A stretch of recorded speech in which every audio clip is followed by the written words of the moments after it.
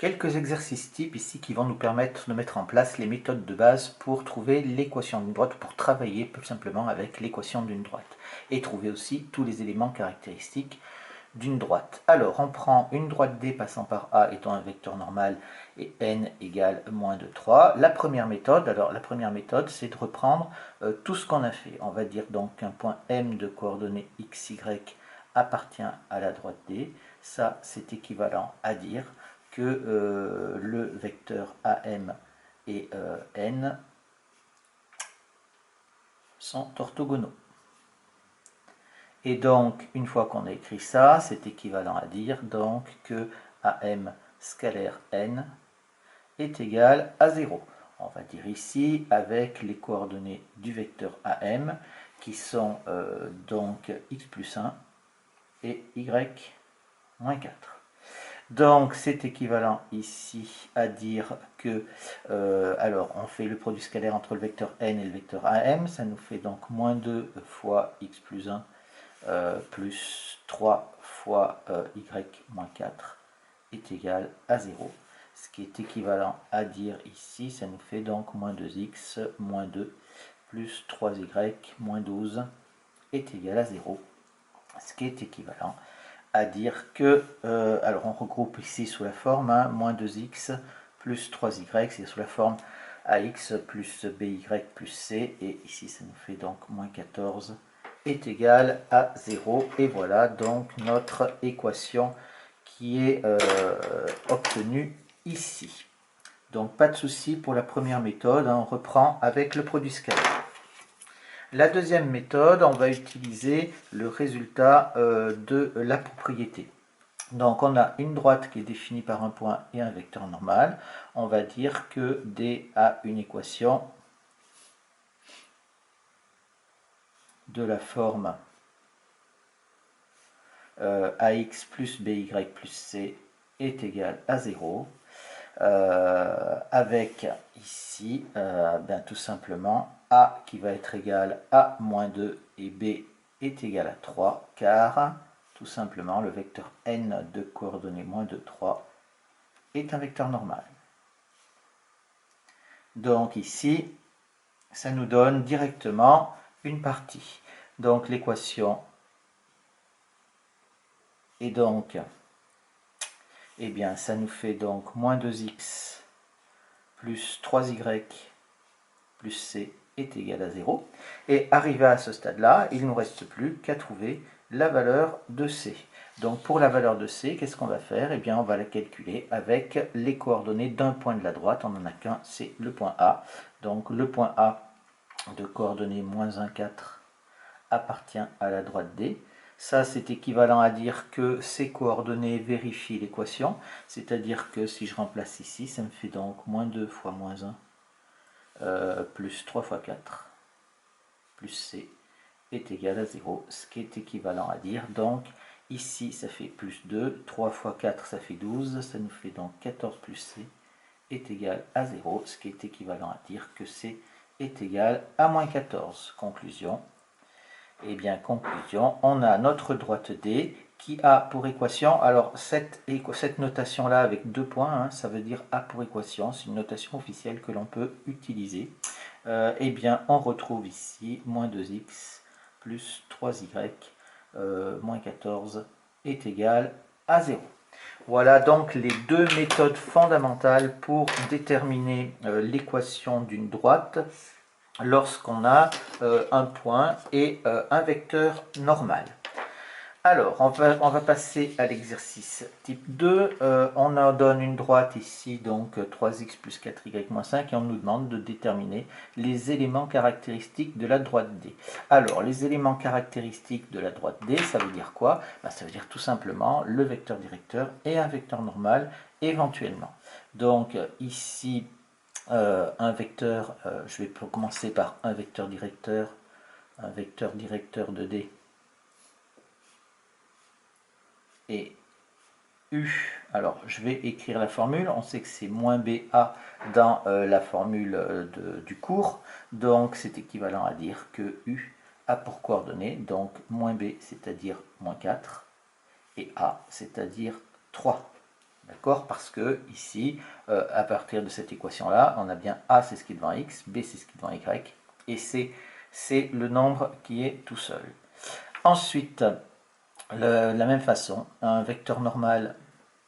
Alors je rappelle, hein, le vecteur directeur et le vecteur normal, il y en a une infinité. Hein. Un vecteur normal de la droite D, ça va être le vecteur n qui lui a pour coordonnées petit a, petit b. Et ce qui est équivalent à dire donc que n va avoir pour coordonnées donc petit a c'est-à-dire 3 et petit b c'est 4. D'accord? Ici je vais marquer quand même ça au cas où ça peut vous être utile. Pour rappel, on a l'équation de D. L'équation de D est de la forme toujours, puisque c'est des équations cartésiennes, hein, ax plus by plus c est égal à 0, avec bien sûr a qui est égal à 3, b qui est égal à 4, et c qui est égal à moins 5. D'accord? Donc on prend les coefficients un petit peu comme dans les fonctions affines et dans les trinômes du second degré, de façon à bien pouvoir appliquer les formules qui sont au-dessus. On verra dans un exercice supplémentaire comment est-ce qu'on pourrait trouver un point de la droite. Bon, je vais le faire ici. Remarque, pour trouver un point de la droite, un point de la droite, parce que quand on demande les éléments caractéristiques, certes il nous faut un vecteur directeur et un vecteur normal, mais c'est bien aussi d'avoir un point pour avoir un point d'origine. Il suffit, et bien tout simplement, il suffit de choisir une valeur pour y, pour x ou pour y d'ailleurs, ça n'a aucune importance. Une valeur pour x, je marque ou pour y, et de calculer l'autre valeur, c'est-à-dire que on fait un tableau de valeurs en fait. Hein. Donc ici, si je prends ici x est égal à 0, alors ça nous fait, ça implique donc que 3 fois 0 plus 4y moins 5 est égal à 0, ce qui est équivalent à dire que y est égal à 5 quarts. Conclusion, si je prends le point A de coordonnées 0 et 5 quarts, et bien ce point-là appartient à la droite D. Donc voilà, vous avez un petit peu un panel qui est important ici. Ce qui est surtout important, c'est le vecteur directeur et le vecteur normal, et surtout ne vous trompez pas entre les deux. Un dernier exercice type qu'on va séparer en deux questions. Donc on nous donne une droite dont on nous donne l'équation cartésienne ici, et on nous demande de déterminer l'équation d'une droite, mais qui va être orthogonale à la première. Et toujours, bien sûr, qui passe par un point qui est donné. Alors là, c'est pareil, on a deux méthodes. En fait, quand on veut déterminer l'équation cartésienne d'une droite, on sait travailler à la fois avec le vecteur directeur ou avec le vecteur normal. Alors, je vais commencer par le vecteur directeur. Donc, le vecteur directeur de la droite D. Donc, je vais dire qu'un vecteur directeur de D et U qui a pour coordonnées, donc ici, on sait que quand on prend moins BA, ça nous fait donc 7 et 3. D'accord? Donc ici, il n'y a pas de problème par rapport à l'équation de la droite D. Eh bien, ce vecteur directeur de D, là, ici, on est bien d'accord qu'il nous donne la direction de la droite D, et si on veut la droite delta qui doit être orthogonale, eh bien ce vecteur U va être un vecteur normal à la droite delta. Donc ici, comme D, pardon, est orthogonale à delta, orthogonale ou perpendiculaire. Hein. J'ai mis, on dit perpendiculaire, j'ai l'habitude d'utiliser orthogonale parce que dans l'espace, ce sont deux mots qui sont un petit peu différents. Il y en a un qui est un peu plus précis que l'autre. Donc, si on prend D qui est perpendiculaire à delta, alors on va dire que le vecteur U est aussi un vecteur normal. Un vecteur normal à delta. Donc, eh bien, je vais pouvoir en déduire que l'équation de delta, eh bien, elle va être de quelle forme? Et de la forme, je sais que ici, les coordonnées du vecteur normal, donc 7 et 3, je vais les retrouver ici. Ça va nous faire donc 7x plus 3y plus c est égal à 0.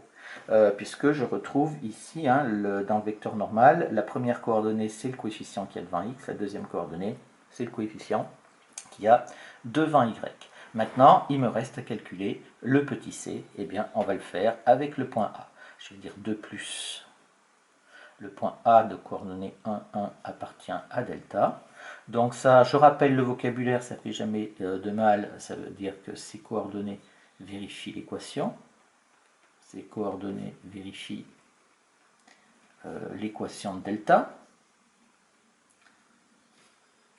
Et donc, on remplace ce qui est équivalent à dire, donc que ça nous fait 7 fois, alors vous voyez, je vais le faire vraiment détaillé, 7xa plus 3ya plus c est égal à 0, ce qui est équivalent à dire donc que 7 fois 1 plus 3 fois 1 plus c est égal à 0, ce qui est équivalent à dire, alors ça fait 7 plus 3, ça fait 10, que je vais passer de l'autre côté, ça me fait donc c est égal à moins 10. Conclusion, delta a pour équation, donc on va dire c'est 7x plus 3y plus c, c'est-à-dire moins 10, est égal à 0. Voilà une première méthode pour le faire de manière simple. S'il y a une chose qui est vraiment très importante ici et qu'il faut bien comprendre, qu'il va falloir écrire systématiquement, c'est cette chose-là, c'est cette phrase-là. Cette phrase-là, c'est celle qui justifie toute votre démonstration et donc elle est extrêmement importante. Une autre façon de faire, c'est de dire, au lieu de passer par le vecteur directeur de la droite D, je vais passer par un vecteur normal AD. Donc ici, un vecteur normal, alors je vais dire ici pareil, un vecteur normal de D et N qui a pour coordonnées, donc ici, je reprends l'équation de ma droite, 3x moins 7y, donc je prends le coefficient de 20x et le coefficient de y, donc 3 et moins 7. 3 et moins 7. D'accord. Et à partir de ce moment-là, je vais dire que, comme toujours, DD est orthogonal à delta,